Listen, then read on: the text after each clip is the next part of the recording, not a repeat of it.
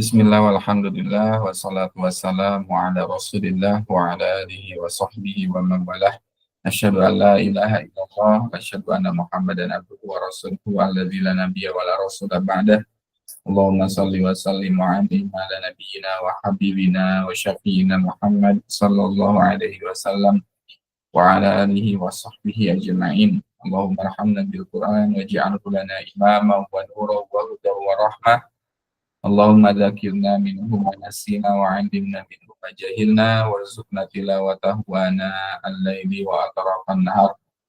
Allahumma ij'alna wa alana wa auladana min ahlil Qur'an alladzina hum ahluka wa khassatuka ya rabbal alamin.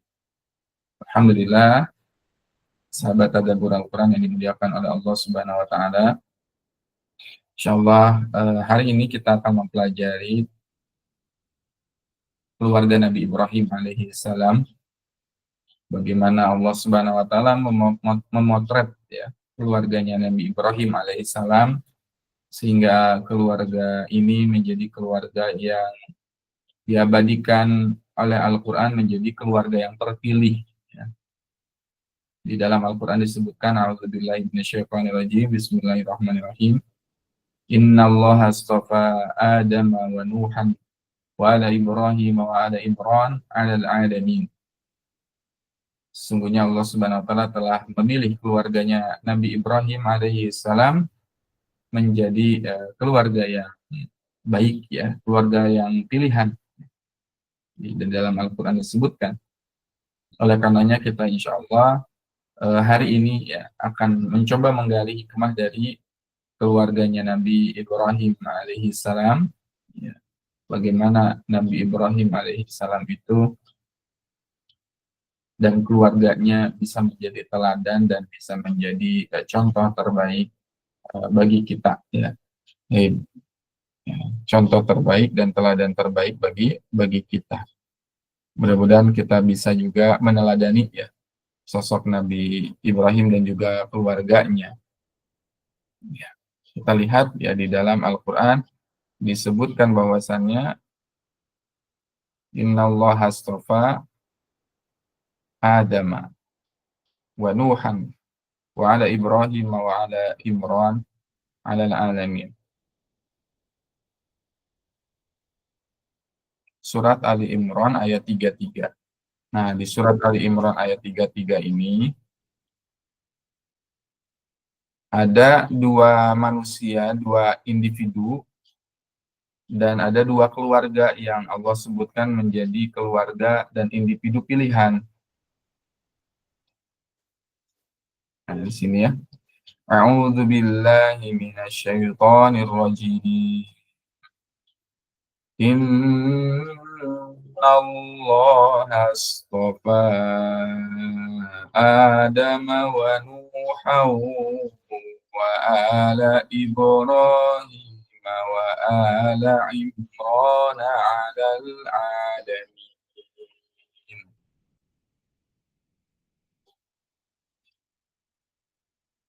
Sesungguhnya Allah telah memilih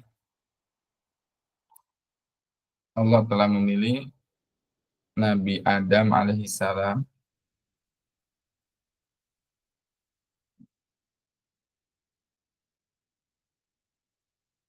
ya. Innallaha astafa Adam wa Nuhan wa ala Ibrahim wa ala Imran 'alal 'alamin. Dua person ya yang dipilih oleh Allah Subhanahu wa taala, dua individu. Allah memilih individu, kalau dari segi individu dua orang yang terpilih kata Allah. Ya. Nabi Adam alaihissalam dan Nuh ya. Nabi Adam dan Nuh ya. Sini Adam dan Nuh. Dua keluarga yang terpilih. Ya. Istofa kalimatnya. Ya. Ala Ibrahim wa ala Imran. Keluarganya Ibrahim dan keluarganya Imran. ala Ibrahim wa ala Imran. Dari segi keluarga ada keluarganya Nabi Ibrahim, ya, dan keluarganya Imran.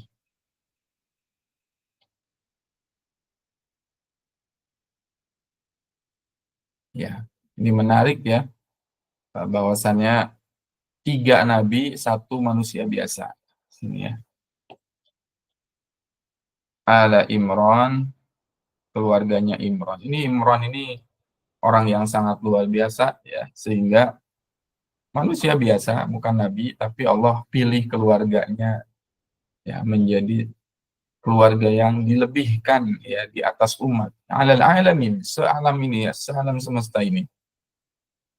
Jadi jadi tiga nabi dari kalangan nabi, satu dari manusia biasa, dan ini menjadi dalil bahwasannya insya Allah sebetulnya keluarga-keluarga kita pun ya bisa menjadi keluarga yang dipilih oleh Allah Subhanahu wa taala. Bahkan kita berkaca pada Imran manusia biasa tapi tetap bisa menjadi ya keluarga yang dilebihkan ya di atas umat-umat yang lain. Alal alamin.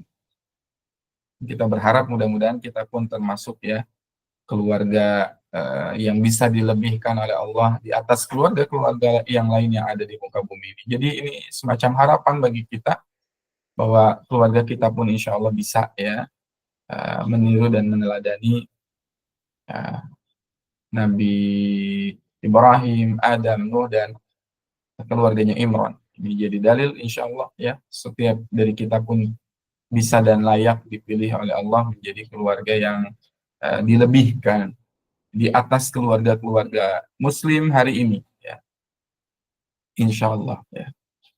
Kita nggak akan membahas ada Imran, keluarganya Imran. Kalau kita bahas ini bisa jadi satu tema tersendiri ya.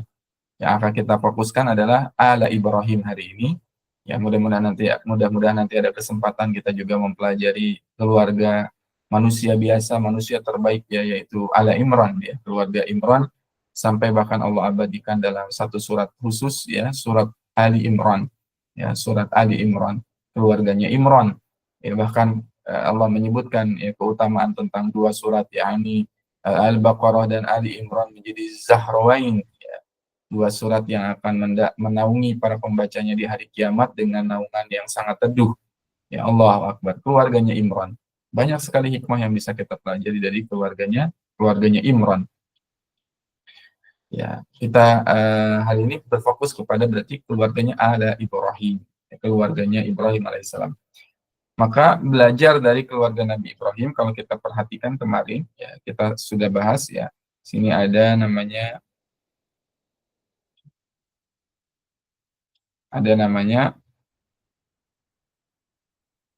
uswatun hasanah ya. Ada yang namanya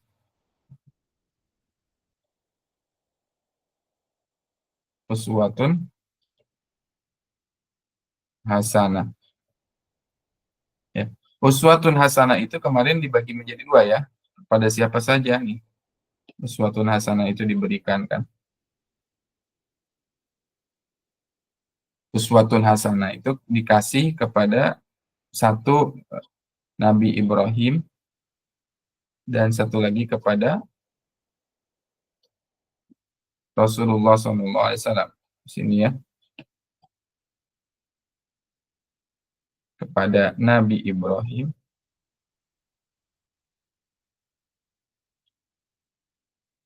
dan Nabi Muhammad SAW.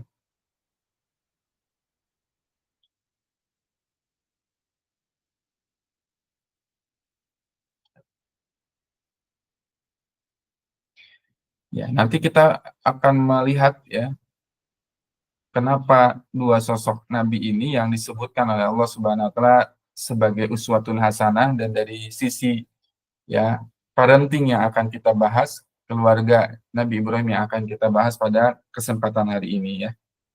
Nabi Ibrahim dan keluarganya, Nabi Muhammad SAW dan keluarganya terangkum dalam yang namanya bab yang namanya sholawat. Jadi kita akan bahas ya, teladan Nabi Ibrahim alaihissalam, keluarganya Nabi Ibrahim alaihissalam, dari aspek parenting berbasis sholawat.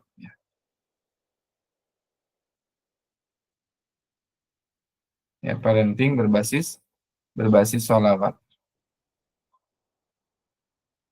Ya, ini nyambung ke sini.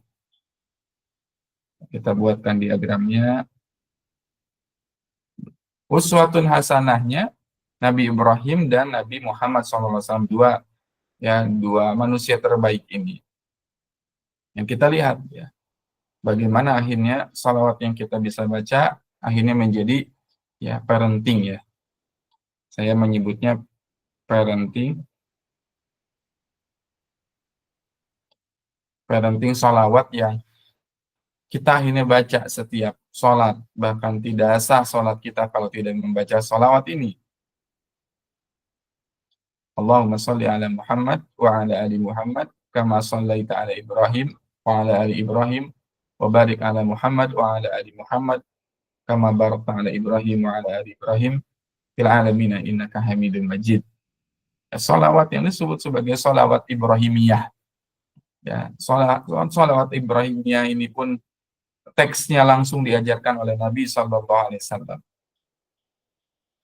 Ya, teksnya langsung diajarkan oleh Rasulullah SAW dan ini dibaca setiap salat kita. Ya, sehingga kita memuji di situ bukan hanya sosok Nabi Muhammad, tapi Allahumma shalli ala Muhammad wa ala ali Muhammad. Kama shallaita ala Ibrahim wa ala ali Ibrahim. Wa barik ala Muhammad wa ala ali Muhammad kama barakta ala Ibrahim wa ala ali Ibrahim. Ya, kama barakta ala Ibrahim wa ala ali Ibrahim fil alamin innaka Hamidum Majid. Ya, di situ Allahumma sholli ala Muhammad. Ya Allah, sampaikan salawat kepada Nabi Muhammad ya sallallahu alaihi wasallam wa ala alihi dan kepada keluarganya.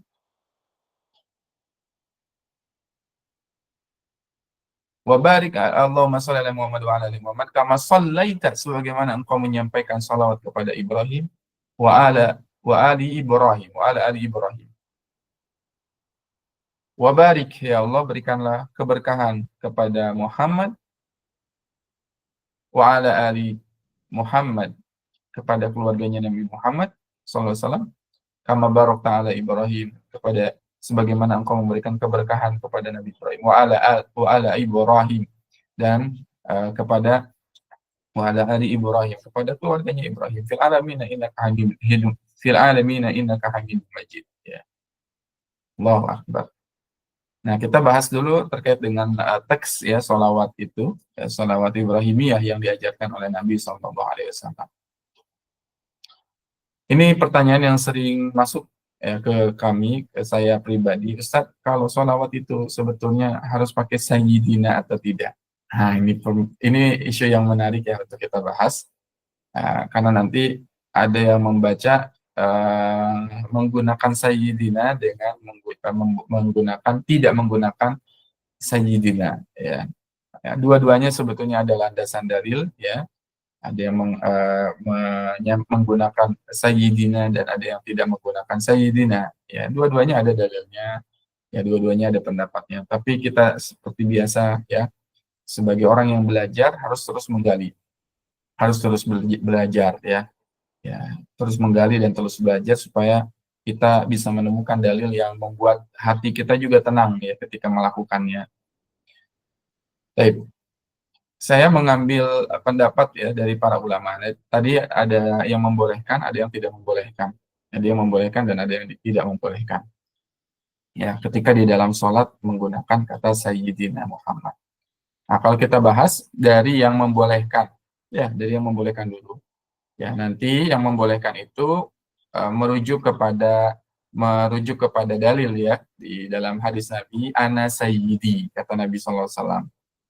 Ya, aku adalah sayyid, ya kata Nabi sallallahu alaihi wasallam, untuk umatku. Ya, aku adalah sayyid untuk umatku. Kemudian Sayyid, aku ini adalah Sayyid untuk umatku, Tuhan untuk umatku. Itu di dalam hadis ya. Berarti dari dalil yang pertama ini, dari hadis ini menyatakan bahwasanya boleh ya di dalam sholat menggunakan kata Sayyidi. Ya. Pendapat kedua yang mengatakan tidak boleh mengucapkan Sayyid ya kepada Nabi Muhammad SAW dalam sholat mengacu kepada bahwasannya ibadah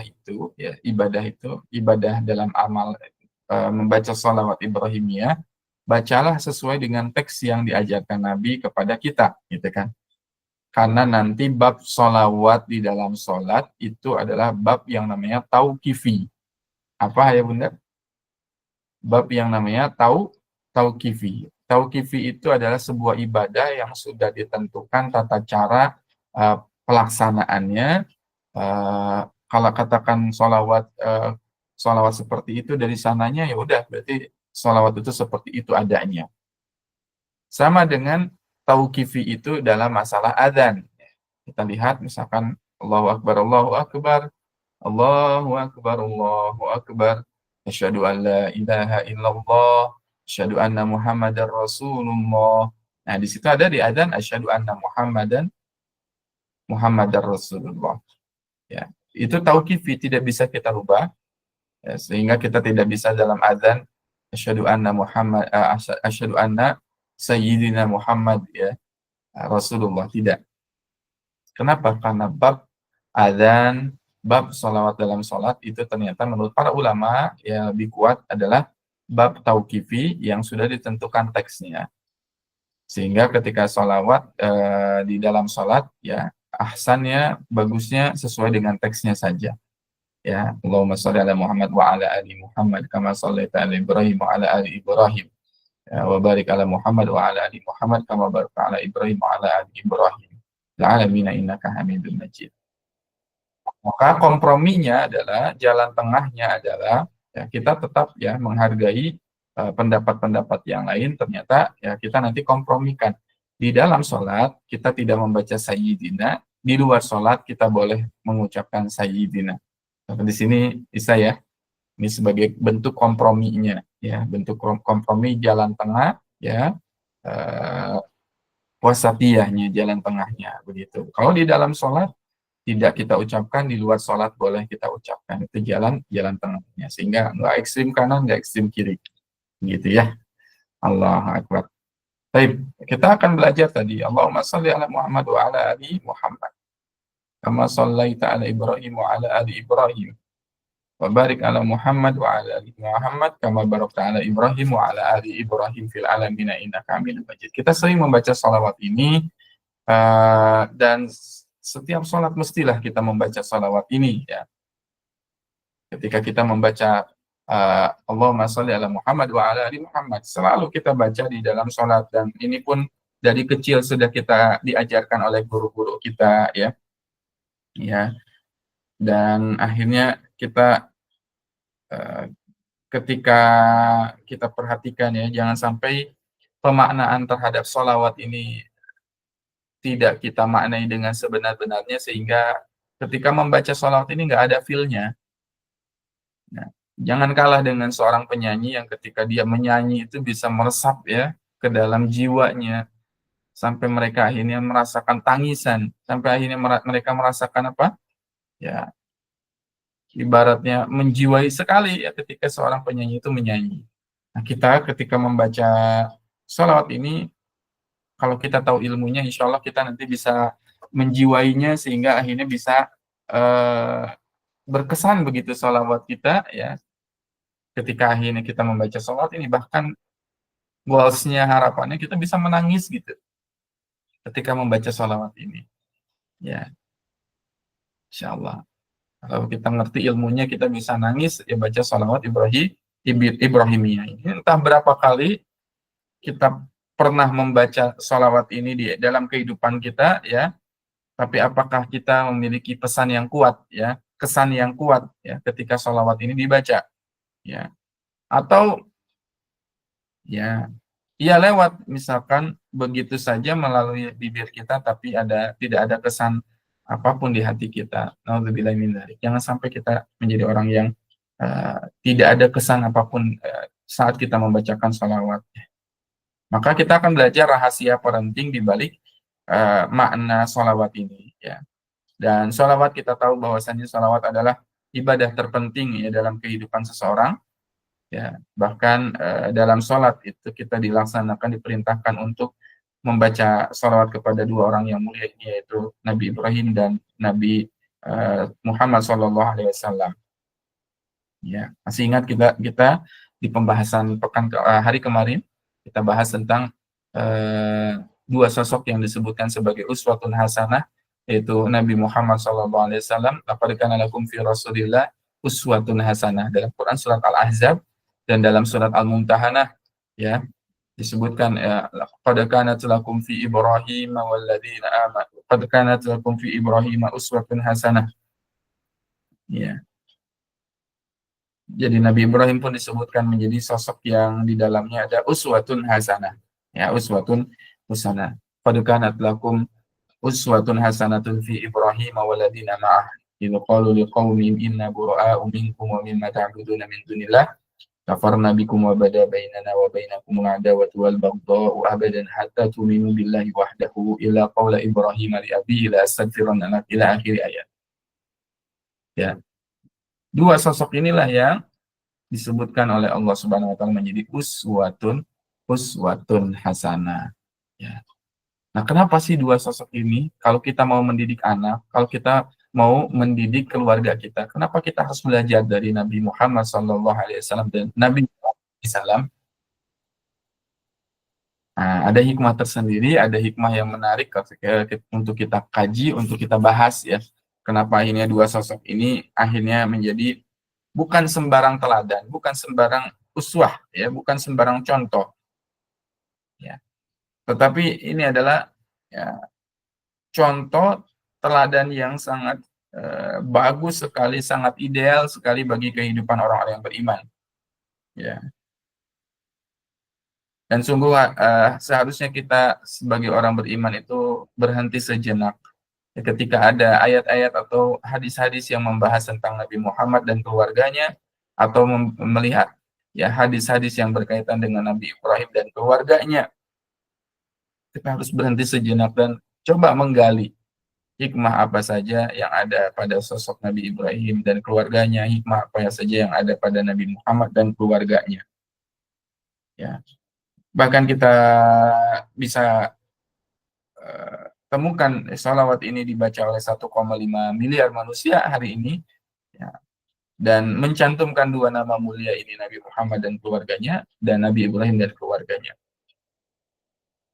Jika Nabi Ismail alaihissalam dan Nabi Ishak itu merupakan putra Nabi Ibrahim alaihissalam, ya, tapi tidak demikian halnya dengan Sarah dan Hajar, ya. Sarah dan Hajar, ya. Bukan Nabi, bukan Rasul, ya. Maka ya itu artinya kita sedang dihadapkan pada dua keluarga besar yang sangat istimewa, dan itu artinya dalam kehidupan keluarga dan berumah tangga pun kita harus melihat dan menjadikan mereka sebagai contoh keluarga yang ideal. Dua keluarga yang ideal, keluarga Nabi Muhammad dan keluarganya, Nabi Ibrahim dan keluarganya.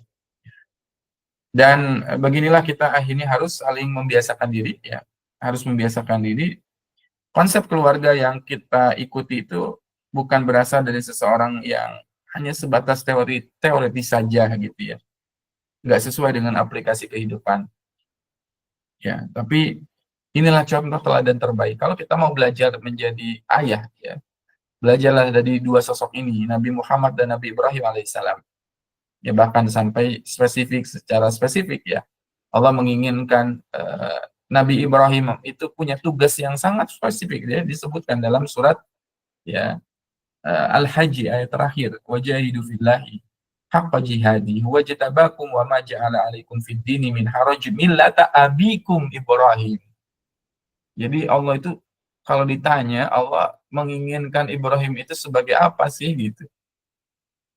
Ya. Memanggil Nabi Ibrahim itu apa? Ya, bukan nabi. millata nabiyukum, bukan millata abikum Ibrahim. Secara spesifik ayatnya menyebutkan kata abi, ya, wahai kaum muslimin, gitu.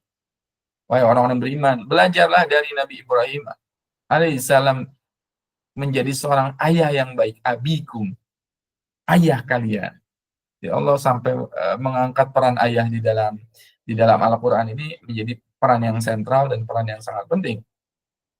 Millata abikum. Nabi Ibrahim disebut secara spesifik perannya di dalam Quran sebagai ayah. Ya. Nah, nanti kita insya Allah akan belajar, ya. Abul Anbiya, yang dengannya darinya lahirlah anak-anak laki-laki, ya, dari Nabi Ibrahim alaihissalam, anak-anak laki-laki yang sangat luar biasa. Telah kita tahu bahwasanya ada nanti anak Nabi Ibrahim alaihissalam itu ada Nabi Ishak dan Nabi Ismail alaihissalam yang menjadi nabi, kemudian disebut, ya, bahwasanya Nabi Ibrahim itu adalah Abul Anbiya, ya, ayah dari para nabi. Kalau kita lihat diagramnya, kita gambarkan di sini misalkan para rasul.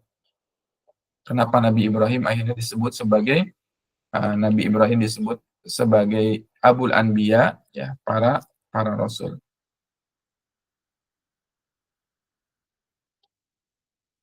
Di sini ada para rasul, semua jalurnya dari keturunannya Nabi Ibrahim alaihissalam. Nah, para rasul. Di sini kita lihat, ya.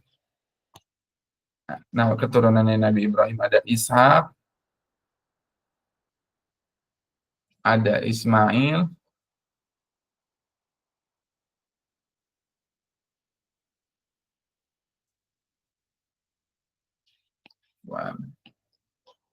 Ishak, kemudian di sini ada Nabi Ismail alaihissalam. Dari siapa Ishak ini? Ibundanya bernama Sarah, atau Saroh, ya. Nabi Ismail dari ibunda Hajar. Kemudian ada di sini Nabi Ibrahim alaihissalam. Nabi Ibrahim.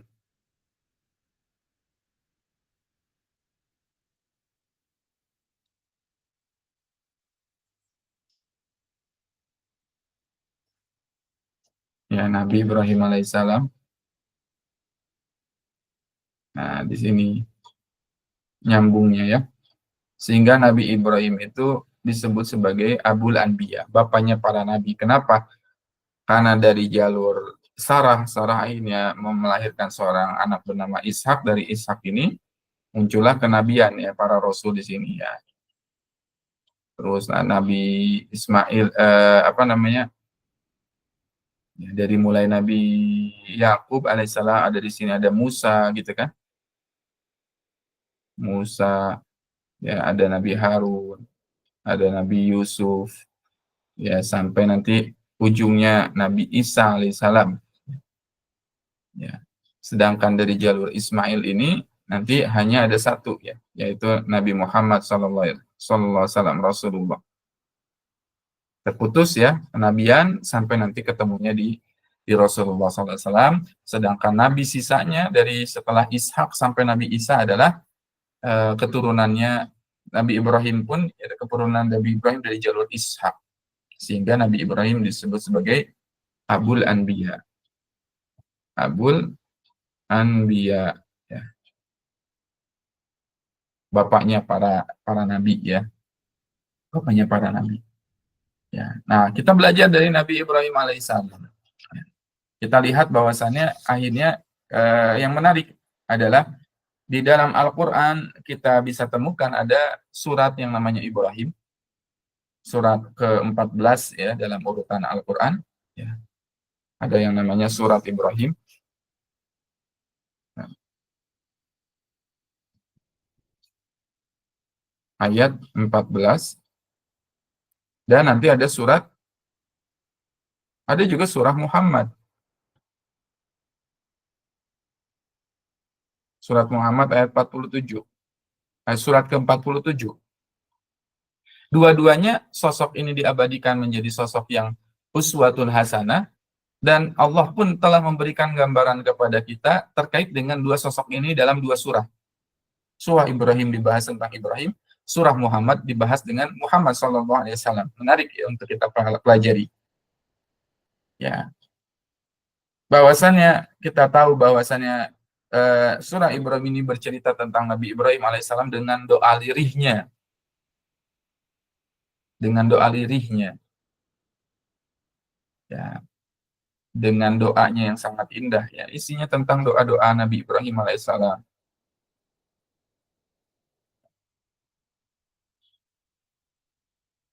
Dan kita tahu bahwasanya surat Muhammad itu berisi tentang apa?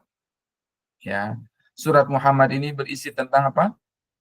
Kerasnya Rasulullah SAW. Di sisi lain Rasulullah itu sangat lemah lembut ya.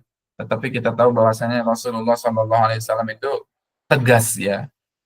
Kita jangan lupa bahwasanya Rasulullah itu sangat tegas, sehingga surat Muhammad ini surat yang sangat isinya sangat tegas ya. Kemudian isinya itu cenderung ya tegas kepada orang-orang kafir tentunya ya. Orang kafir tegas kepada orang kafir, sehingga para mufassirin ya, ulama tafsir, ulama Al-Qur'an sampai menyebutkan surat Muhammad itu ya sebagai surat apa? Nama lain dari surat Muhammad. Nanti ayah bunda bisa cari ya. Salah satu nama lain dari surat Muhammad itu adalah surat Kital, surat Al-Kitab. Ya, surat Kital itu artinya surat perang ya, surat perang ya. Kalau kita nanti jangan kaget ya, ada orang yang mengatakan bacalah surat Al-Kitab. Ya, maksudnya adalah surat Muhammad. Kenapa? Karena di dalamnya itu menegaskan ketegasan Rasulullah kepada orang-orang kafir. Ya, maka kita harus belajar tadi bahwasannya ya di dalam surat Ibrahim, kalau kita mau mempelajari Nabi Ibrahim, pelajari surat Ibrahim. Kalau mau mempelajari Nabi Muhammad SAW, pelajari surat Muhammad. Dan kita pun tahu ya, dua sosok Nabi ini ya, kita lihat ya hikmahnya.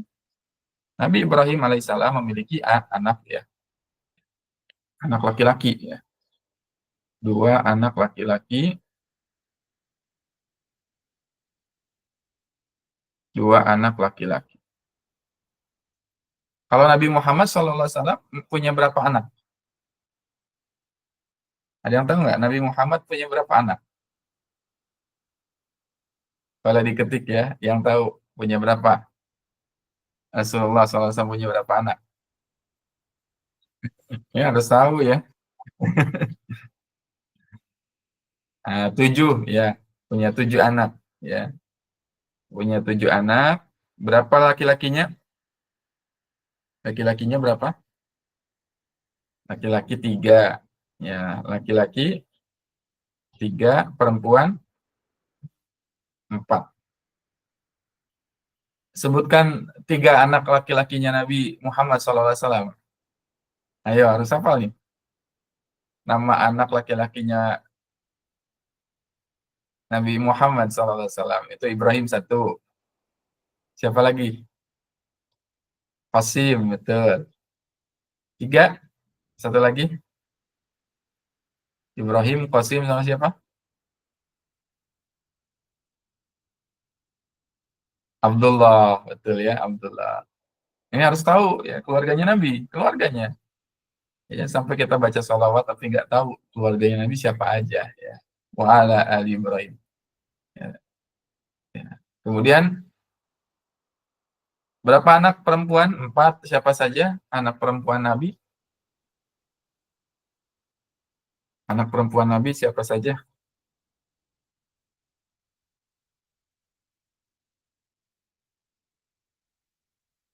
Siapa aja? Nah, itu harus Zainab, ya, Ruqayyah, Ummu Kulsum, dan Fatimah. Nah, betul ya. Sekarang ada berapa istri Nabi? Berapa istri Nabi?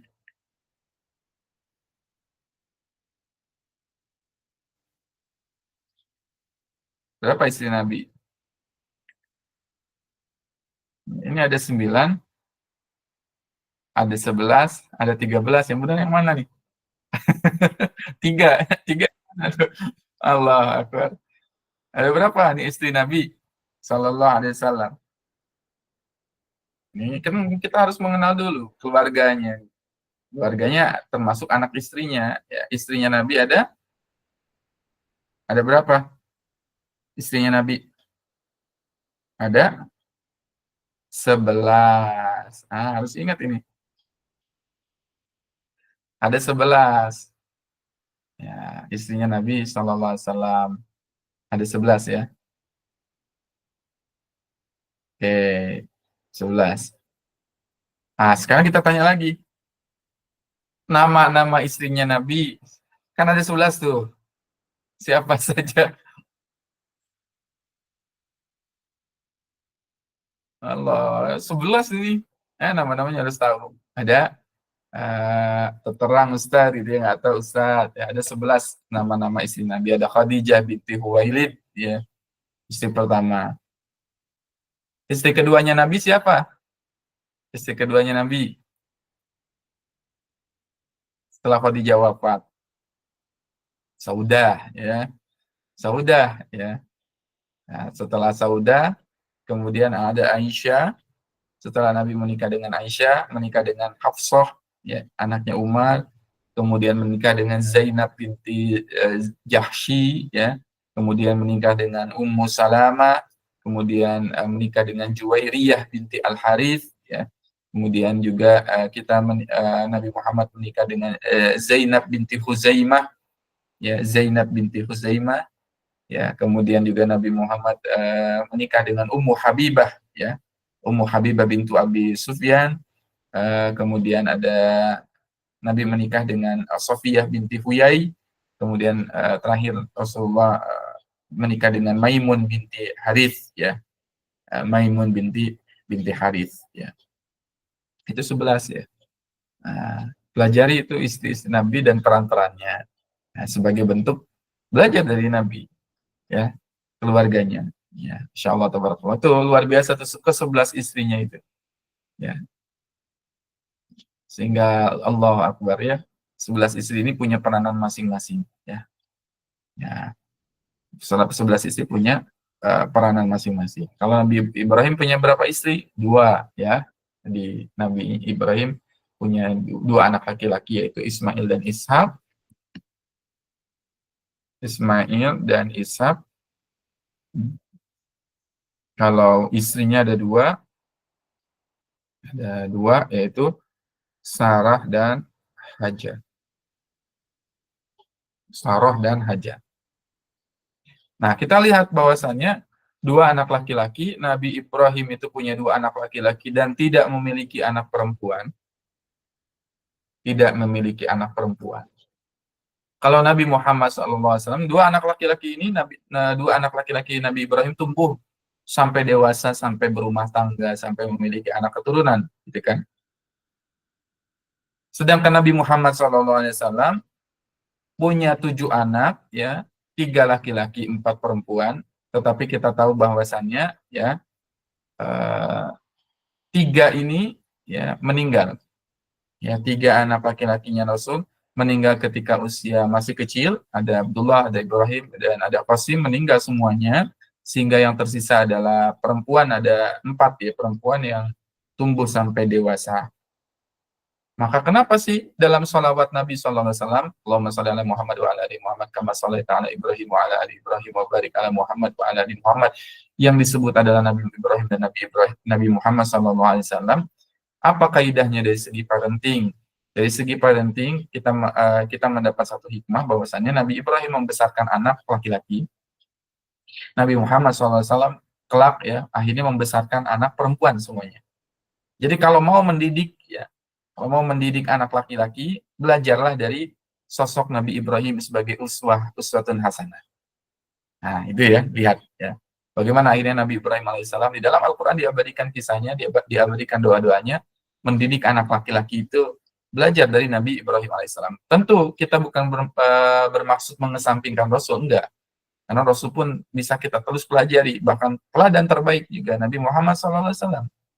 Tapi kalau kita ingin melihat bagaimana mendidik seorang anak laki-laki dari para nabi, pelajarilah dari Nabi Ibrahim alaihissalam. Ustadz, ada juga kan nanti parenting Nabi Yakub. Yakub juga mendidik anaknya yaitu Yusuf. Ya, kita lihat. Tapi nanti keluarganya Nabi Yakub tidak disebutkan, ya, tidak disebutkan sebagai keluarga pilihan, ya, karena testimoninya adalah keluarganya Nabi Ibrahim alaihissalam. Jadi kalau kita lihat, ya, kalau mau belajar mendidik anak laki-laki, belajarlah dari siapa? Nabi Ibrahim. Ya, belajar mendidik anak laki-laki, belajar mendidik anak laki-laki itu dari siapa? Dari Nabi Ibrahim alaihissalam. Sebaliknya, kalau ingin belajar mendidik anak perempuan dari siapa? Dari Nabi Muhammad SAW, karena Nabi Muhammad ya nanti sukses mengantarkan anak-anaknya ya menjadi menjadi apa? Menjadi menikah ya. Nikah semuanya, berumah tangga ya, gitu kan. Nah, belajar mendidik anak perempuan dari Rasulullah SAW.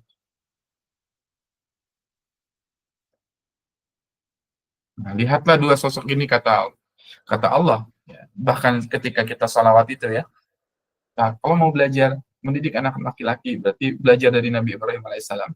Mau mendidik anak perempuan, belajarlah dari Nabi Muhammad SAW, karena Nabi menjadi contoh terbaik. Ya. Jadi sosok Nabi ini sosok yang sangat sempurna sebetulnya. Nabi Muhammad SAW. Kita mau belajar dari Nabi menjadi sosok ayah ada, menjadi sosok suami kurang lengkap kayak gimana lagi.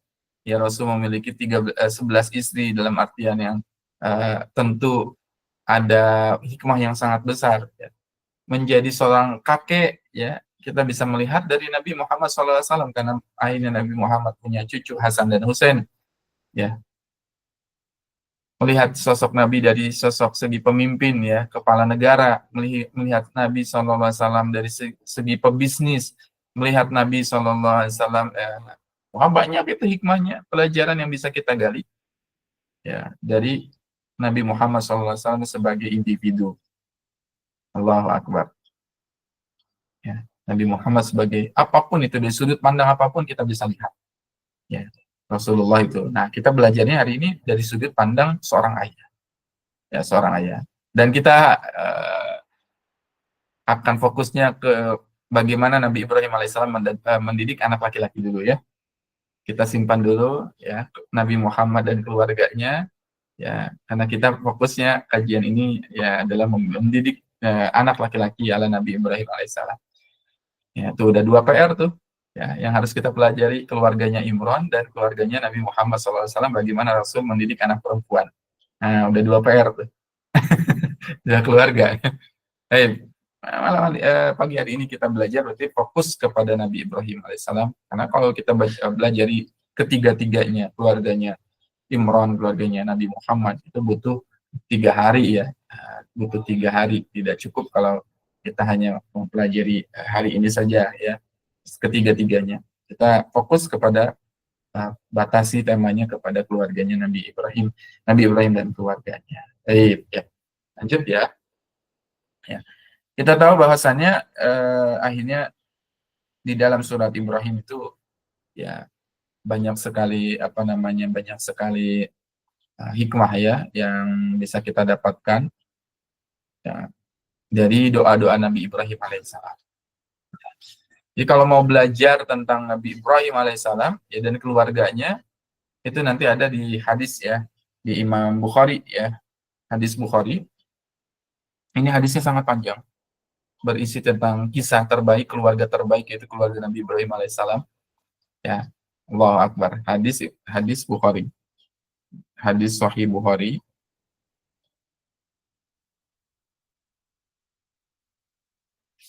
nomor 3113.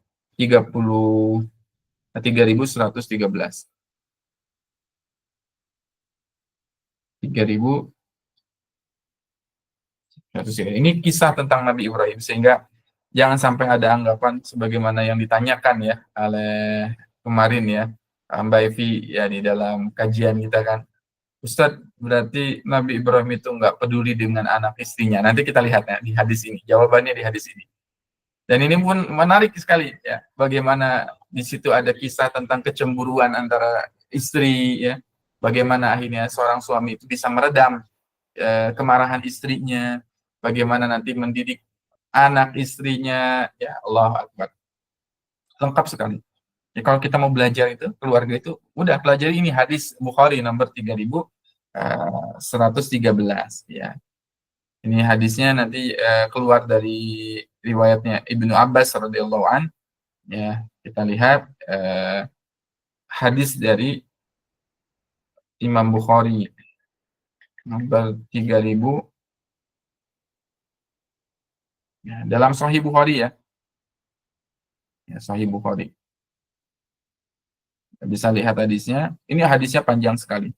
Panjang sekali. Allahu Akbar. Ya, panjang sekali. Ini kalau saya scrolling di sini di handphone ya. Ini hadisnya, kemudian kita scrolling nih. Dari sini, dari atas ini sampai ke bawah. Allah, masih panjang ya. Nanti cari aja di Google ya, Bunda. Ini hadis Sahih Bukhari nomor 3113. Ini panjang sekali hadisnya, dan di setiap episode hadis ini ada pelajaran yang sangat besar, hikmah yang besar terutama bagi keluarga ya. Allah Akbar ya. Ini kita lihat ya. Haddatsana Abdullah ibnu Muhammad, haddatsana Abdul Razzaq, akhbarana Ma'mar an Ayyub As-Sakhtiyani wa Kasirin ibni Kasir ibni Muttalib ibni Abi Wada'ah Yazid ahaduhuma alal akhar an Sa'id ibnu Jubair qala ibnu Abbas. Ya, hadisnya bersumber dari ibnu Abbas. Awwala matakhadan nisa al min taqa min kibali ummi Ismail. Yang pertama kali kata Nabi SAW, kata Ibnu Abbas itu ya, dari Nabi SAW, yang pertama kali memakai mintok ya, memakai mintok adalah Ummu Ismail, ibunya Ismail alaihissalam. Memakai mintok itu apa? Ikat pinggang. Nah, gesper hari ini kan ya pakai gesper ikat pinggang. Nah, itu namanya mintok. Yang pertama kali memakai ikat pinggang itu adalah ibunya Ismail. Ya, berarti siapa? Hajar. Ya, mintok kain yang kainnya itu di apa namanya, diulurkan panjang sekali ya, sehingga kalau kalau jalan ya jejak kaki itu terhapus ya. Itu namanya mintok ya. Ittakhadat mintaqan latu ifya asaroha ala sarah, latu afiya asaroha ala sarah, supaya jejaknya itu hilang, jejak kakinya itu ke apa, kesapu sama kain yang diikatkan pada apa, pada pinggangnya itu ya. Kalau sekarang mungkin gaun ya, gaun pengantin kan ada yang sampai panjang sekali gaunnya itu ya. Nah, Sarah Hajar itu membuat baju seperti itu supaya ini apa, jejak kakinya hilang ya, tersapu oleh bajunya, sehingga Sarah akhirnya tidak bisa mengetahui di mana keberadaan Hajar ya. Kenapa bisa gitu, Ustadz?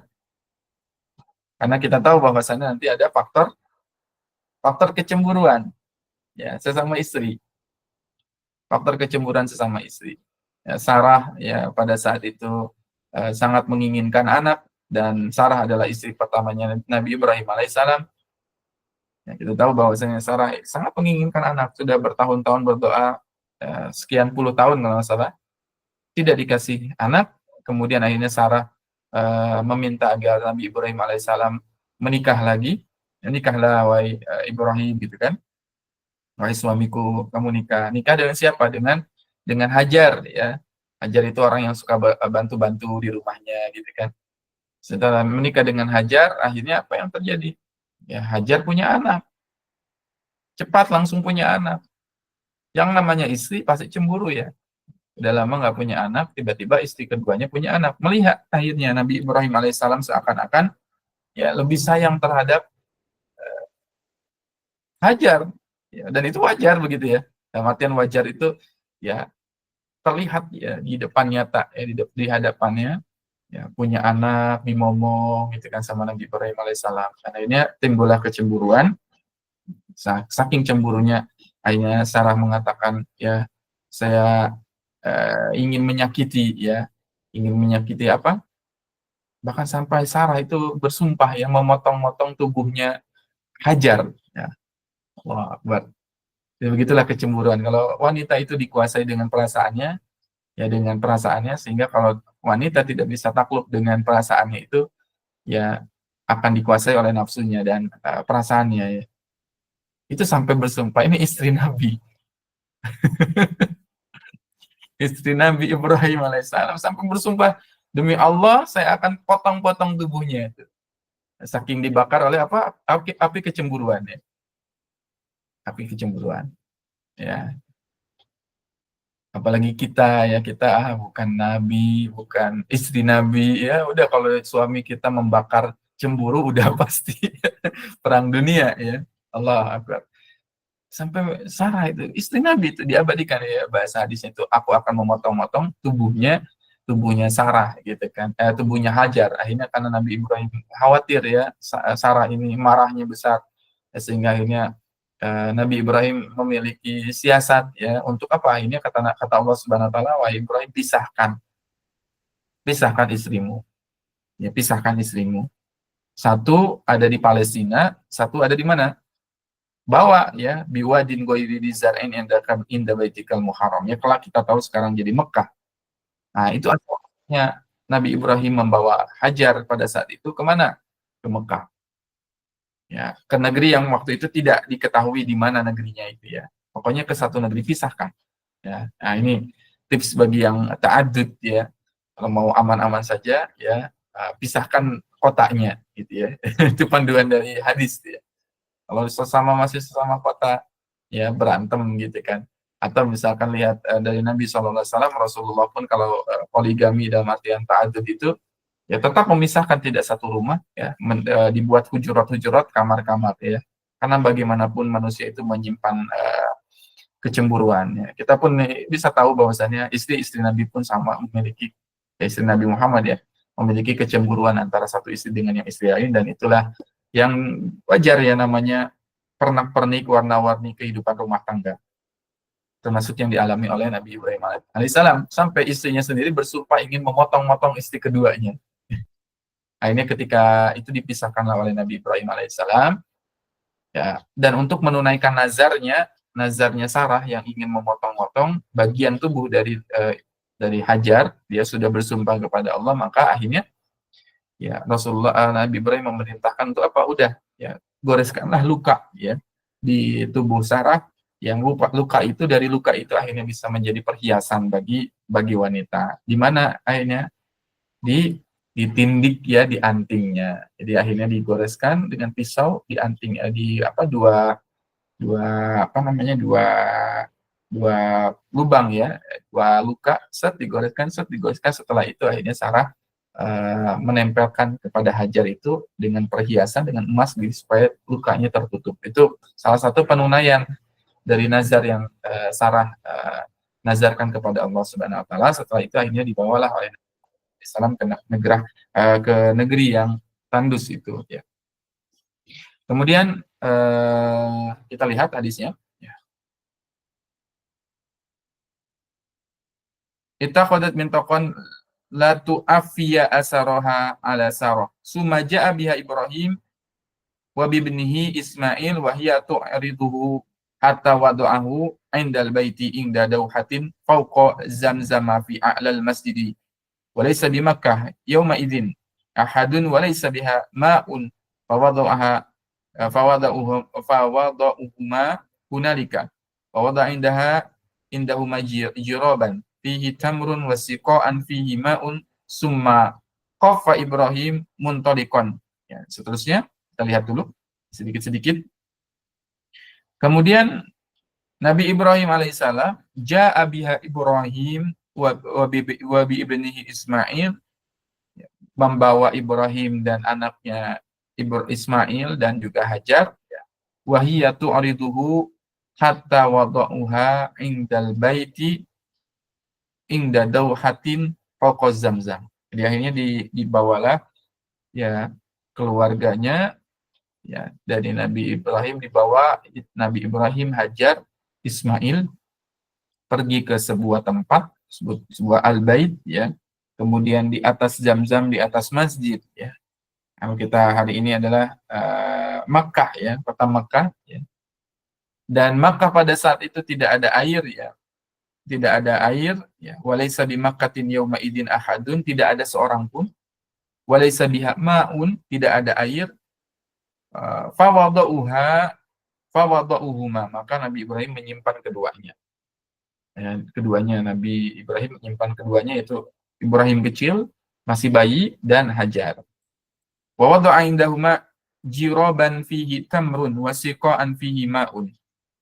Kemudian Nabi Ibrahim itu membawa sekantong kurma, ya, jiraban fihi tamrun, satu kantong kurma, wa siqa'an fihi ma'un, dan satu kerabah ya, satu keranjang air yang berisi air ya, kirob ya. Ya. Dan ini jadi dalil juga bahwasannya Nabi Ibrahim itu nggak serta-merta meninggalkan anak istrinya tanpa bekal apapun gitu ya. Jadi Nabi Ibrahim nggak ujuk-ujuk ninggalin aja. Ada. Nabi Ibrahim itu sebagai seorang suami yang bertanggung jawab, dengan tanggung jawabnya apa? Menyediakan air, membawa kurma. Satu kantung kurma, satu kantung air. Untuk perbekalan anak istrinya. Berarti di sini sebetulnya Nabi Ibrahim peduli tidak ya Bunda? Sayang tidak kepada anak istrinya? Sayang. Jadi kalau ada tuduhan Nabi Ibrahim tidak bertanggung jawab, kalau nggak bertanggung jawab pasti nggak akan bawa berbekalan, nggak akan disediain makanan, nggak akan disediain minuman gitu kan. Tapi di sini berarti ada tanda Nabi Ibrahim itu sebetulnya masih menitipkan gitu ya, masih berat ini. Ya, masih berat untuk meninggalkan anak istrinya, sehingga disiapkan makanan dan minuman sebagai bentuk kepedulian. Kalau nggak peduli, kalau nggak sayang, udah tinggalin aja gitu kan. Nah, kemudian akhirnya setelah disediakan makanan minuman, qafa Ibrahim muntalikon, fatabi'athu ummu Ismail faqalat ya Ibrahim aina tadhhabu wa tatrukuna bihadzal wadi alladhi laysa fihi insun wala syai'un. Faqalat lahu dzalika miraran wa ja'ala la yaltafitu ilaiha. Faqalat lahu Allahu alladhi amaraka bihadza qala na'am. Perhatikan. Ketika akhirnya Nabi Ibrahim menyimpan Ismail dan Hajar pada saat itu ya, di lembah yang tidak ada seorang pun ya. Aina tadhhab? Ya, istrinya berkata, ya Ibrahim, aina tadhhab ya Ibrahim?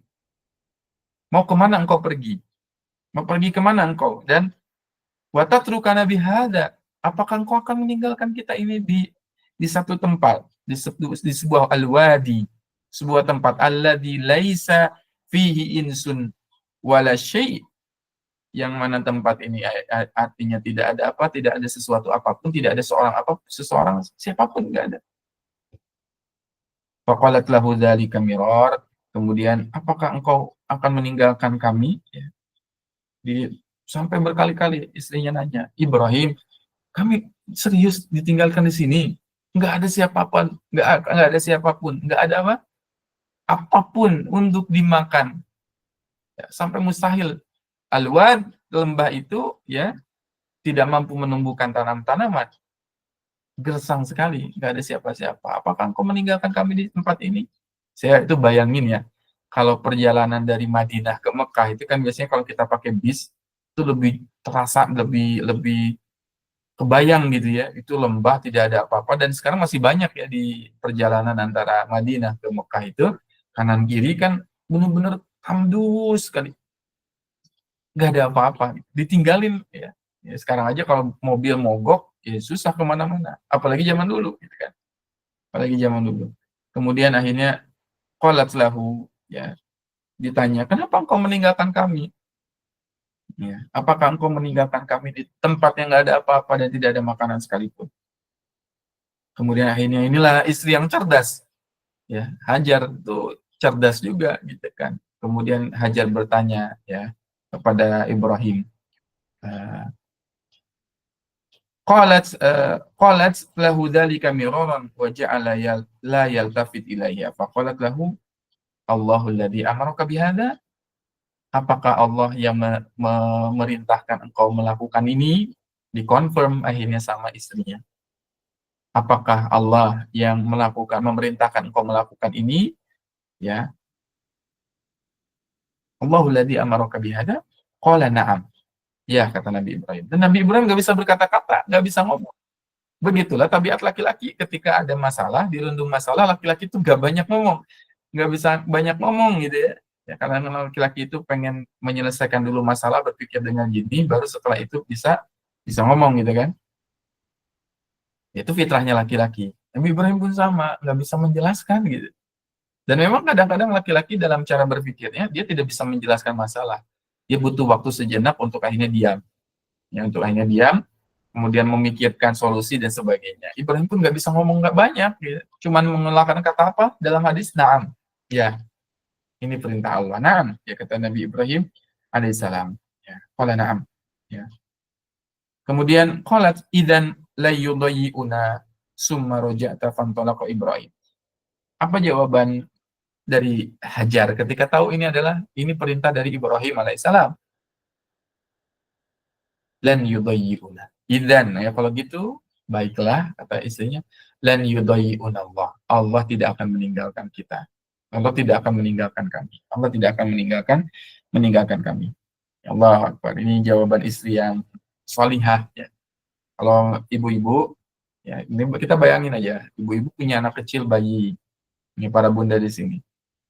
Ditinggalin di tempat yang tidak ada makanan, tidak ada minuman, tidak ada orang sedikit pun. Dan si suami ibu bilang, ini perintah Allah. Kira-kira bakal gimana? Bakal terima atau ngamuk-ngamuk? Saya kira bakalan nggak tahu, nggak apa ibaratnya, masa sih gitu kan? Ya, masa sih gitu. Pasti kita ngamuk-ngamuk gitu kan. Ya, kemudian akhirnya, ya itulah, ya nggak terima gitu ya. Bedanya Allah, bedanya dengan siapa? Bedanya dengan kita ya. Ya, dengan istri Nabi Ibrahim alaihissalam. Hajar kemudian lan yudayyi'una Allah nggak akan sia-siakan kita. Yakin itu. Dan kalimat itu nggak akan keluar kalau dia tidak memiliki keyakinan kepada Allah gitu kan. Hajar tidak memiliki keyakinan kepada Allah. Kemudian akhirnya Nabi Ibrahim meninggalkan ya Hajar ya, dan meninggalkan Ismail kecil pada saat itu. Kemudian idza kana indasaniyah ya. Ada satu daerah di Mekah itu namanya As-Saniyatil Wada ya. As-Saniyatil Wada ya. Saniyah al-Wada di satu daerah itu ya. Kemudian akhirnya Nabi Ibrahim alaihissalam berdoa ya. Ya. Kemudian berdoa, kemudian la yarawnahu istaqbala biwajihi al-baita summa da'a biha ula'il kalimat wa rafa'a yadayhi faqal rabbi inni askantu min dzurriyyati biwadin ghairi dzi zar'in inda baitikal muharram hatta balagha yashkurun sampai ayat yashkurun. Ya, Nabi Ibrahim kemudian akhirnya berdoa ya, mengangkat tangannya di Saniyatil Wada ya, di daerah Saniyatil Wada. Ya, dan tidak ada seorang pun yang melihatnya, nggak ada satupun yang melihat Nabi Ibrahim alaihissalam. Kemudian akhirnya dia menghadapkan wajah ke arah Ka'bah, ke arah Mekah tadi, sambil melihat anak istrinya dari kejauhan. Gitu ya. Mungkin kelihatan, tapi kelihatannya titik kecil gitu kan dua orang ini. Ya, bukan dua orang, bahkan seorang kan, masih kecil. Dari kejauhan Ibrahim alaihissalam, pecah hatinya, retak hatinya. Allahu Akbar. Retak hatinya, pecah hatinya. Tangis Ibrahim memuncak, angkat tangannya, beliau mengangkat tangan kemudian berdoa ya. Ya. Rabbana inni askantu min dzurriyyati biwadin inda baitikal muharram Rabbana liyuqimus shalah faj'al afidatan minan nasi tahwi ilaihim warzuqhum minas samarati la'allahum yashkurun Rabbana innaka ta'lamu ma nukhfi wa ma nu'lin wa ma yakhfa 'ala Allahi min syai'in fil ardi wa la fis sama'. Alhamdulillahilladzi wahaba li 'ala al-kibari Ismaila wa Ishaq. Inna rabbi la sami'ud du'a. Rabbi ij'alni muqima salati wa min dzurriyyati. Rabbana wa taqabbal du'a. Rabbana ighfir li wa liwalidayya wa lil mu'minina yauma yaqumul hisab. Doa Ibrahim panjang di situ lirik. Ya, Allahu Akbar. Ya. Sampai akhirnya diabadikan oleh Allah Subhanahu wa taala, ya, sampai ayat yashkurun, ya. Wa ja'alat ummu Ismail turdi'uhu Ismail wa tashrabu min dzalikal ma' hatta idza nafida ma'i fis saqa atisha wa atisha binuhu wa ja'altu tanduru ilaihi. Ya, nah ini kisah awal mula sa'i, ya. Nah, kita nggak akan bahas ya, sa'inya sampai di kalimat Nabi Ibrahim alaihissalam mengangkat tangannya, ya, kemudian berdoa untuk anak istrinya, ya, anak istrinya. Ya, nah ini hadis masih panjang, tapi kita cukupkan sampai di sini dulu ya untuk hadisnya, penjelasan hadisnya. Ya. Kemudian Nabi Ibrahim alaihissalam berdoa, ya, wa idh qala Ibrahim rabbi ja'al hadza baladan aminan wajnubni wa baniya an na'budal asnam. Ya, Quran surat Ibrahim ayat 35. Kita lihat ya, ini doa. Ini yang harus ikutan sebetulnya, ya. Harus ikutan hari ini itu bapak-bapak harusnya, ya. Para ayah nih. Karena ayah ini tokoh sentral dalam pembentukan keluarga, ya. Tapi kadang-kadang ayah-ayah sibuk bekerja, ya. Jadi akhirnya nggak sempat belajar gitu. Padahal ini yang penting itu ya ayah, ya, sosok ini. Tapi bisalah, nggak apa-apa lah gitu, ya. Para istri yang nanti menyampaikan kepada suami, ya. Jadilah seperti Nabi Ibrahim alaihissalam, sampai Nabi Ibrahim alaihissalam mengatakan, berdoa, ya. Wa idh qala Ibrahim rabbi ij'al hadzal balada aminan wajnubni wa baniya an na'budal asnam. Ya. Sebetulnya ini pernah kita bahas, ya, doa Nabi Ibrahim alaihissalam dalam tadabbur khusus, ya. Kita pernah ada program tadabbur doa, kurikulum doa Nabi Ibrahim alaihissalam, ya, masih ingat, ya. Nah, yang dulu masih punya rekamannya, ya, dan punya pembelajarannya, silakan nanti dipelajari lagi, ya. Ya, dipelajari lagi terkait dengan kisah Nabi Ibrahim alaihissalam, doa Nabi Ibrahim. Ya, kita sekarang nggak akan bahas secara dalam, tapi kita kita bahas secara global saja, karena kembali lagi kalau mau mempelajari kurikulum doa Nabi Ibrahim bisa 7 hari. Ya, kita singkat saja berarti, ya, bahas secara garis besar. Nabi Ibrahim mengatakan Rabbi ja'al hadza baladan aminan. Yang pertama kali diminta oleh Nabi Ibrahim adalah apa? Negeri yang aman. Negeri yang aman. Negeri aman. Ini para ayah, ya. Kalau meminta, satu, mintalah negeri yang aman. Minta negeri yang aman, tenang, ya. Karena negeri yang aman itu sangat baik untuk membesarkan anak keturunan, ya. Negeri yang baik itu sangat bagus, ya. Tidak ada, ya, ceritanya, ya, negeri yang tidak aman, kecuali ini pengecualian, ya, di Palestina, ya, pengecualian di Palestina. Kalau di luar sana negeri yang tidak aman, ya, karena tidak dijamin keberkahannya. Di Indonesia misalkan nggak aman, kita tinggal di lingkungan yang, maaf, banyak malingnya, banyak begalnya, banyak tingkat kriminalnya tinggi, banyak yang mabuk-mabukan, gitu kan, banyak yang berjudi, bermaksiat, dan sebagainya. Rasa-rasanya mustahil untuk mendidik anak menjadi soleh di tempat yang seperti itu. Walaupun nanti ada keajaiban, bisa jadi salah satu atau sekian persen lah, 0, berapa persen kemungkinannya. Berbeda dengan kita mendidik anak di lingkungan yang aman, solih, terkondusif, ya, kondusif, insya Allah peluang untuk anak itu jadi soleh itu besar. Nah, ini pentingnya seorang ayah menempatkan keluarganya di satu daerah, satu lingkungan yang satu, ya, yang seperti apa daerahnya. Daerah yang berkah itu adalah yang dekat dengan masjid. Jadi nanti kalau nyari rumah, cari masjidnya di mana. Ya, anak-anak kita nanti suatu saat anak-anak kita beli rumah, ya, nah, bagus sekali rumahmu, tapi mana masjidnya? Tanyakan. Masjid itu harus jadi nomor pertama pertimbangan kita dalam memilih tempat tinggal. Kenapa? Karena dari masjid yang berkah, ya, masjid yang aktif, ya, makmur, insya Allah nanti berpengaruh kepada aktivitas kita dalam mendidik anak. Kemudian wajnubni wa baniya an na'budal asnam, Nabi Ibrahim alaihissalam meminta agar dirinya sendiri, kemarin kita bahas ya, bahwasanya doa itu fokuskan kepada diri dulu baru orang lain, baru besarkan resonansinya, ya. Kepada diri dulu baru kepada orang lain. Minta apa? Agar dijauhkan dari berhala. Nah, ini ya. Minta agar dijauhkan dari asnam. Apa itu asnam? Asnam itu dalam bahasa Inggris idol atau idola. Dan asnam berhala hari ini dengan berhala zaman dulu beda. Kalau berhala zaman dulu patung disembah gitu kan. Ada Manat, Lata, Hubal, ya. Ya, patung-patung itu disembah, ya. Tapi asnam hari ini, idol ini hari ini berhala hari ini udah lebih canggih. Idol hari ini udah lebih canggih. Masuknya lewat apa? Manusia, artis-artis yang diciptakan, ya, di-create sedemikian rupa sehingga manusia wah gitu histeris ketika melihat idolanya. Itu namanya asnam. Jadi asnam itu bukan hanya berupa patung, hari ini bisa berupa manusia. Dan salah satu kegagalan seorang ayah adalah ketika anaknya itu lebih mengidolakan manusia atau lebih mengidolakan sosok-sosok kafir dibandingkan sosok-sosok para sahabat.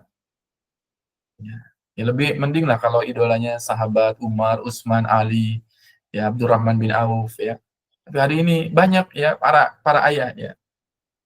Di antara tanda kegagalan seorang ayah ketika di rumahnya dia punya anak perempuan misalkan terpajang, ya, wajah idola laki-laki dari artis Korea, K-pop, ya, artis band dan sebagainya. Itu tindakan satu kegagalan bagi seorang ayah ketika anaknya itu lebih mengidolakan orang-orang kafir. Kita lihat juga misalkan ada seorang anak laki-laki yang obsesi terbesarnya idolanya itu adalah pemain sepak bola dari orang-orang kafir misalnya.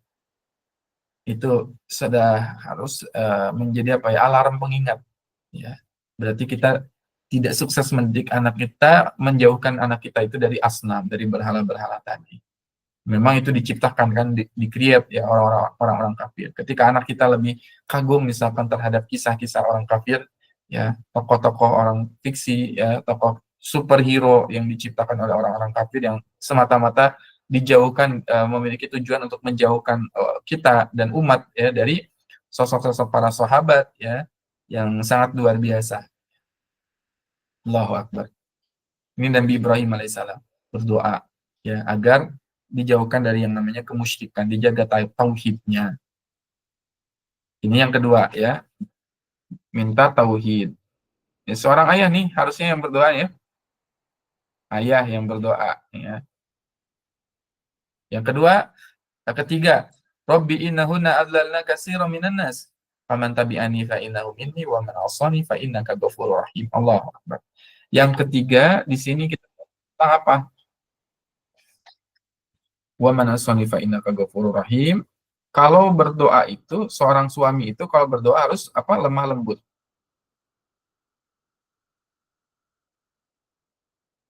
Ya.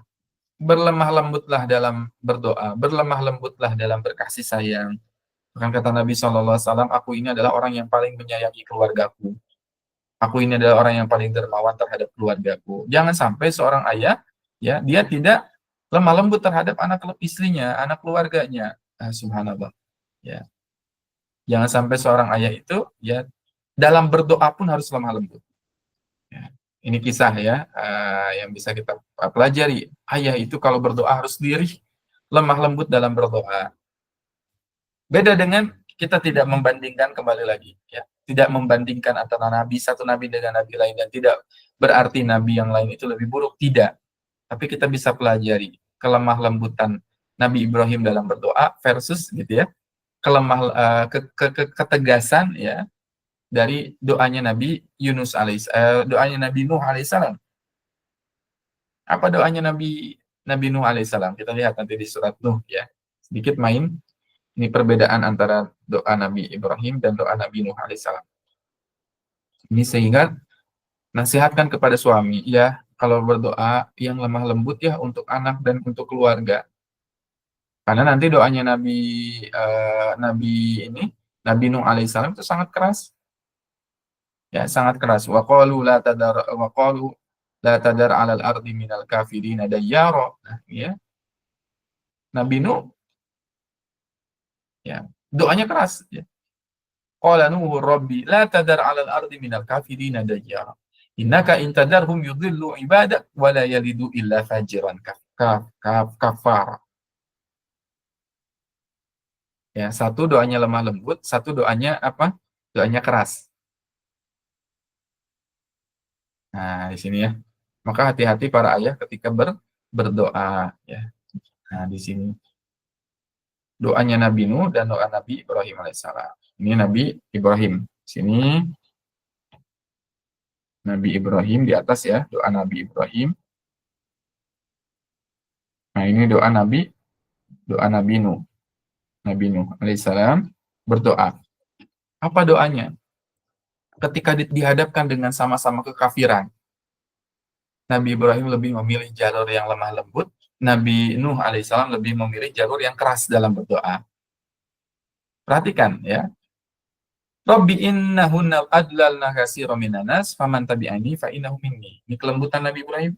Adapun yang mengikutiku fa innahu minni, maka dia bagian dariku. Wa man asani, siapapun yang akhirnya apa?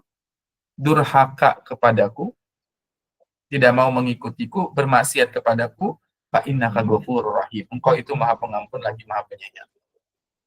Beda dengan Nabi Nuh. Wa qala Nuhur rabbi la tadar 'alal ardi minal kafirina dayyara. Nabi Nuh mengatakan la tadar 'alal ardi minal kafirin. Ya Allah, janganlah engkau, ya, sisakan, biarkan 'alal ardi, di atas muka bumi ini, minal kafirina dayyara, yang tinggal di atas muka bumi ini. Tidak boleh ada satupun ya Allah yang kafir kepada engkau. Harus dihapuskan semuanya. Innaka intadarhum yudhillu ibadak, ya Allah, kalau engkau biarkan mereka tinggal di muka bumi ini, yudhillu ibadak, mereka akan menyesatkan hamba-hambamu, wala yalidu illa fajiran kafara, dan tidak ada yang akhirnya apa? Melahirkan anak-anak yang jahat, ya, fajir dan kufur nikmat, tidak tahu bersyukur.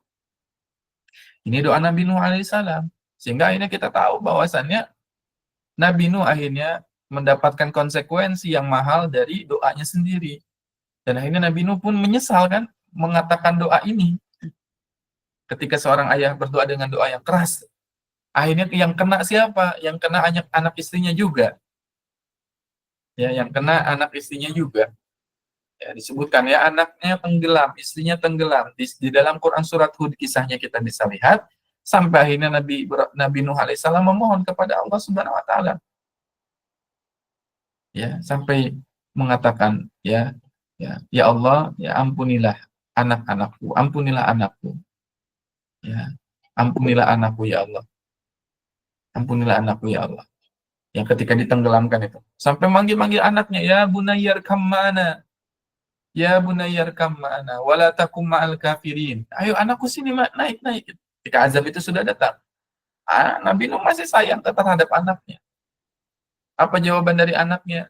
Qala sa'awi ila jabali ya'simuni minal ma'. Enggak, ya. Aku akan pergi menuju gunung, ya, supaya akhirnya gunung itu akhirnya bisa menyelamatkanku. Kemudian jawaban Nabi Ibrahim alaihissalam, qala la 'asimal yawma min amrillahi illa ma rahim. Nah, ini ditenggelamkan. Wa hala bainahumal mawju fa kana minal mughraqin. Ya, akhirnya anaknya Nabi Nuh termasuk orang yang ditenggelamkan dan termasuk orang yang tidak selamat. Sampai akhirnya Nabi Nuh berdoa, ya Allah, inna rabbi inna ibni min ahli wa inna wa'dakal haq wa anta arhamur rahimin. Ya, kata Nabi Nuh, ya Allah, ampunilah aku, terimalah anakku menjadi orang-orang yang beriman. Tapi kata Allah Subhanahu wa taala, qala ya Nuh innahu laysa min ahli. Nuh, itu bukan anakmu. Innahu amalun ghairu sholih, karena dia melakukan amal yang tidak sholih. Ya. Jadi kalau berdoa, seorang ayah itu harus hati-hati sekali, karena kalau tidak hati-hati efeknya bisa kemana-mana, ya, efeknya bisa kemana-mana. A'udzubillahi min dzalik. Ya, na'udzubillahi min dzalik. Ya. Ya, berarti belajar dari Nabi Ibrahim berlemah lembut dalam berdoa. Selanjutnya doa Nabi Ibrahim alaihissalam. Kita lihat lagi. Ya. Doa Nabi Ibrahim dalam Quran surat Ibrahim. Surat Ibrahim. Nah, ayat 32 ya.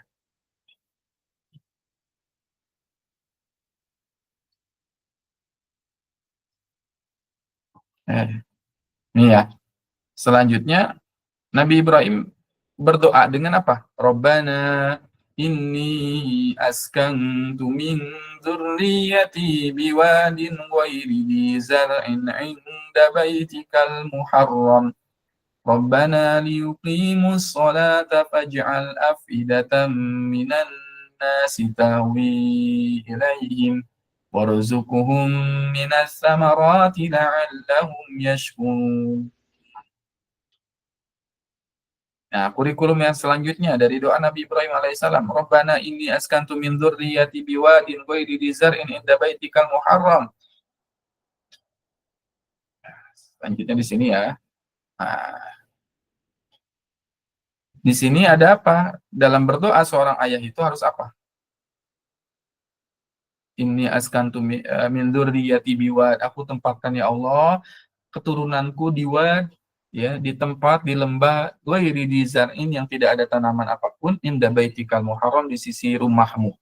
Berarti di sini lihat ya. Berarti yang keberapa tuh? 4 ya. Yang keempat di sini doa Nabi Ibrahim itu berkeluh kesah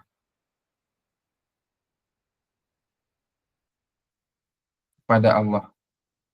Jadi seorang suami itu harus banyak berkeluh kesah, tapi jangan ke anak istrinya.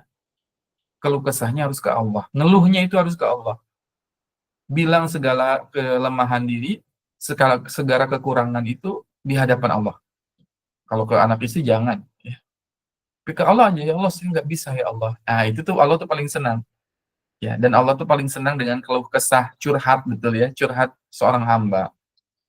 Sampai Nabi Zakaria pun curhat kan, kelemahannya itu dicurhatkan kepada Allah. Ya, di surat Maryam ya. Kita lihat ya. Wala inni wahanal 'admu minni wasta'ala ar-ra'su syaiban wa lam akum bidu'aika rabbi syaqiyya. Ya Allah, aku ini pengen punya anak gitu, tapi gimana ya Allah punya anak? Jangankan punya anak ya, untuk uban saya, rambut saya sudah beruban putih semuanya. Kaki saya itu seperti apa? Wasta'ala ra'su syaiban ya. Wahanal 'admu. Kaki saya itu sudah keropos tulang-tulangnya, bahkan disebutkan oleh para ulama ya, kaki yang keropos itu kalau dipatahkan dipukulkan langsung seperti kayu yang kopong ya. Kayu yang kopong itu dalamnya udah rapuh, kalau dipukul itu patah ya. Begitu pula dengan kakinya Nabi Zakaria, udah saking lemahnya. Nah, tapi ya Nabi Zakaria mengeluh kesahkan kekurangannya itu di hadapan Allah. Sama dengan ini ya, Nabi Ibrahim alaihissalam. Keluh kesah, banyak-banyak curhat di hadapan Allah. Seorang suami harus banyak tuh menyatakan kelemahan dirinya, ketidakmampuan dirinya. Ya, kemudian apa? Inda baitikal muharram. Nah, tadi ya, parenting dari Nabi Ibrahim adalah inda baitikal muharram, tempatkan keluarga di dekat haram. Maksudnya apa? Menempatkan keluarga dalam tempat terbaik. Tempat terbaik. Tujuannya untuk apa? Ayat ke-6-nya, selanjutnya poin ke-6. Rabbana liyuqimus shalah. Ya, tempat yang baik supaya ya untuk bisa mendirikan sholat. Jadi doa Nabi Ibrahim agar anak keturunan bisa mendirikan sholat. Bahkan nanti kita lihat bahwasannya ada satu doa spesifik di dalam surat Ibrahim yang sampai Nabi Ibrahim meminta Rabbi ja'alni muqimas shalah, yaitu lebih spesifik lagi bab sholat. Minta ditempatkan di tempat terbaik ya anak-anak itu, kemudian supaya mendirikan sholat. Kemudian apalagi nih? Faj'al afidatan minan nasi tahwi ilaihi. Minta manusia itu condong kepada anak keturunannya. Manusia condong kepada anak keturunannya, kepada anak-anaknya mencintai. hati anak-anak, hati orang lain itu dominan terhadap di anak-anaknya, sayang dan sebagainya. Apa diterima oleh masyarakat? Minta penerimaan oleh masyarakat. Anak-anaknya minta diterima oleh masyarakat. Ya, sehingga kan hari ini ya butuh ya, anak-anak diterima oleh masyarakatnya nanti. Dalam artian nanti kalau dia bekerja diterima oleh rekan kerjanya. Kalau dia belajar ya, diterima oleh rekan belajarnya. Dimanapun dia berada disayangi oleh orang-orang. Dan seseorang bisa diterima di masyarakat kalau apa? Kalau apa indikatornya? Berarti seseorang bisa diterima ya, bisa diterima apa? Oleh masyarakat ya, ketika punya akhlak yang baik. Minta Nabi Ibrahim itu ya, minta akhlak yang baik. Kenapa? Karena kalau anak sudah akhlaknya baik dimanapun dia berada, insya Allah orang-orang akan menyenanginya. Apa gunanya misalkan ada seseorang ya solih luar biasa, hafal Al-Quran 30 juz, tapi misalkan akhlaknya buruk, ya tidak akan diterima oleh masyarakat itu. Bahkan akan jadi buah omongan. Kenapa ya dia katanya ini, tapi kok gini? Nah, gitu ya. Minta agar diterima oleh masyarakat. Selanjutnya, ya orang yang diterima di masyarakat mudah. Insya Allah mau apa-apa enak gitu ya. Yang kedelapan, Robban warzuqhum minas samarati la'allahum yashkurun. Ini doa yang visioner ya dari Nabi Ibrahim alaihissalam. Di mana di doa yang kedelapan ini Nabi Ibrahim meminta rezeki yang rezeki yang uh, apa ya, di luar batas ya, ya di luar batas manusia, ya, rezeki yang ya, apa ya disebutnya, kita sebutnya itu rezeki yang terbaik atau rezeki yang beyond ya. Ya, rezeki yang benar-benar beda dari yang lain. Kenapa? Karena Nabi Ibrahim meminta di situ, rezekikanlah mereka as-samarat, buah-buahan. Kita tahu bahwasanya negeri Mekah itu tandus kan, jangankan untuk buah-buahan, untuk pohon sekedar tumbuh saja nggak bisa. Jadi Nabi Ibrahim kalau meminta rezeki untuk anak itu rezeki yang paling bagus ya Allah. Rezeki yang tidak bisa diukur dengan nalar batas logika manusia. Ya, itu doa Nabi Ibrahim. Kasih ya Allah rezeki as-samarat, buah-buahan. Jangankan buah-buahan. Kita bilang mungkin ya, pohon aja nggak tumbuh, tanaman aja nggak tumbuh. Mau akbar wazuku minas samarati la'allahum yashkurun. Jadi ketika berdoa seorang suami itu perlu jangan mengukur doanya itu dengan kemampuan dirinya, tapi ukurlah doa dengan kemampuan Allah Subhanahu wa taala. Ya Allah yang punya segalanya. Kalau doalah sesuai dengan kapasitas Allah, dengan bukan kapasitas kita. Kalau kita batasi doa kita, logika kita nggak masuk, ya udah susah. Ya, minta Nabi Ibrahim itu minta rezeki yang beyond, ya beda dari yang lain, ya rezeki yang spektakuler ya bahasa sekarang itu, ya sehingga mintanya bukan hanya sekedar dikasih pekerjaan, tapi kalau bisa dia punya apa ya, bisnis yang bisa menghidupi orang lain, ya dia punya apa sesuatu yang akhirnya bisa diberikan kepada orang lain, rezeki yang unlimited ya, rezeki yang beyond. Allahu Akbar. Ya, inilah doa atau pendidikan Nabi Ibrahim alaihissalam kepada anak-anaknya. Akhirnya ya kelak kita tahu bahwasanya Nabi Ibrahim bersyukur di masa tuanya, ya bersyukur di masa tuanya dalam Quran surat Ibrahim, alhamdulillahilladzi wahabali 'alal kibari Ismail wa Ishaq inna rabbi lasami'ud du'a rabbi ij'alni muqimas salati wa min dzurriyyati rabbana wa taqabbal du'a rabbana firli wa liwalidayya walil mu'minina yauma yaqumul hisab. Nah, ini ya. Nanti di masa tua akhirnya setelah Nabi Ibrahim berdoa, ya, Nabi Ibrahim alhamdulillah akhirnya ya bersyukur di masa tuanya punya anak Ismail dan Ishak. Inna rabbil sami'ud du'a, sesungguhnya Allah betul-betul ada huruf lam di situ, benar-benar sami'ud du'a, mendengarkan doa. Setelah itu berdoa rabbi ja'ani muqimas salati wa min dzurriyyati rabbana wa taqabbal du'a rabbana firli wa liwalidayya walil mu'minin yauma yaqumul hisab. Jadi yang paling ditekankan memang ya tadi ada selain ikhtiar-ikhtiar yang bisa ditempuh oleh seorang suami dalam mendidik anak ya. Ya, kita lihat ya di sini Ya. Betapa akhirnya kita akhirnya mudah-mudahan nanti di masa tua bersyukur atas karunia berupa anak-anak itu, bahkan sampai disebut namanya satu persatu. Ya, anak itu sebut namanya satu persatu sampai Nabi Ibrahim mengatakan alhamdulillah, segala puji bagi Allah, wahabali, yang telah memberikan kepadaku alal kibari, di masa tuaku itu, Ismail dan Ishak. Ya, inna rabbi lasami'ud du'a. Yang diandalkan adalah di sini Allah benar-benar mendengarkan doaku. Jadi ayah bunda, saya tuh ya saya tuh senang juga gitu ya dengan bab parenting itu. Ya, saya suka dengan bab parenting, ya, belajar parenting dan sebagainya, keayahan, ya, sangat senang juga gitu ya. Yang jadi concern ya, ketika kita ini mencari metodologi parenting terbaik, kita sering bilang, oh ini parenting ala ini, parenting ala ini. Saya katakan hari ini dan seterusnya bahwa sekali lagi tidak ada parenting terbaik dalam mendidik anak-anak kita selain parenting doa. Parenting doa. Secanggih apapun metode parentingnya, kalau nggak seorang orang tua tidak berdoa untuk anaknya, itu berat. Ya, jadi apa? Parenting terbaik adalah parenting doa. Mendidik anak dengan pendidikan anak terbaik adalah dengan doa. Parenting doa, ya, dengan doa. Barangkali ada, ya sekarang banyak kan teori parenting ini, teori parenting ini, parenting ini. Kita lihat orang tua kita zaman dulu mendidik anak-anak mereka, maaf sekali, mungkin wawasannya kurang, ya zaman dulu nggak bisa diakses internet gitu kan, nggak bisa belajar teori parenting ini, gitu kan, ala ini, ala ini. Barangkali orang tua kita dulunya hanyalah seorang petani, membesarkan anaknya ada 7, ada 9, tapi kita tahu karena keberkahan doa-doa mereka 9 anaknya jadi. Ya, anak-anaknya jadi, padahal mereka hidup dalam kekurangan. Beda dengan hari ini. Oh, ilmu parenting sangat luar biasa.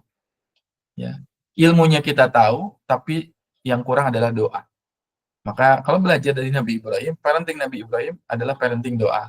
Perbanyak doa kepada Allah, karena doa orang tua itu adalah sangat mustajab bagi anak-anaknya, apalagi seorang orang tua mendoakan kesolihan bagi anak-anaknya. Ya. Sampai diulang 2 kali, Rabbana wa taqabbal du'a. Rabbana wa taqabbal du'a. Ini doa Nabi Ibrahim alaihissalam. Jadi kalau kita belajar dari keluarga Nabi Ibrahim, sebetulnya masih banyak yang bisa kita gali. Ya, tapi yang paling utama yang bisa kita pelajari adalah sosok Ibrahim sebagai seorang ayah yang mendoakan anak-anaknya dengan doa yang sangat luar biasa kurikulumnya. Boleh tidak Ustadz doa ini dibaca oleh orang tua, bukan ayah, oleh ibu? Boleh, ya, boleh. Ya, boleh-boleh saja, bagus. Ya, apalagi keduanya, ayah ibu, baca doa ini, insya Allah anak keturunan kita jadi anak yang saleh-salehah.